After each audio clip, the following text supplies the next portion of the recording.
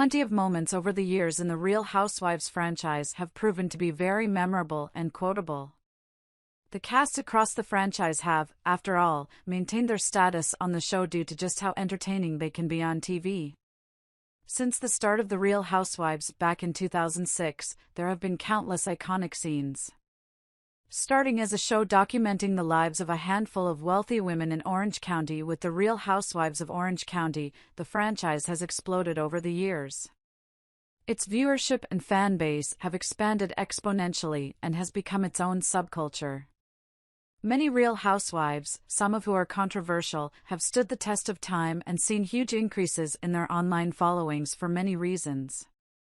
Social media users love to quote The Real Housewives, with some of their iconic quotes living on in many memes. The Real Housewives has become a staple for quotable moments and material on the internet.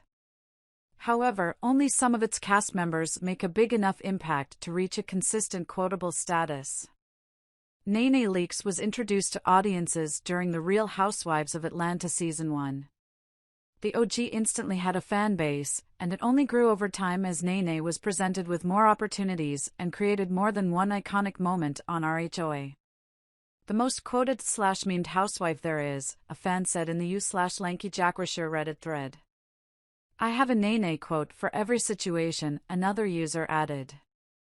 Some iconic Nene quotes include I said what I said and bloop. Many fans on Reddit also agreed that Bethany Frankel's time on The Real Housewives of New York City has allowed her a position among the most quotable as well.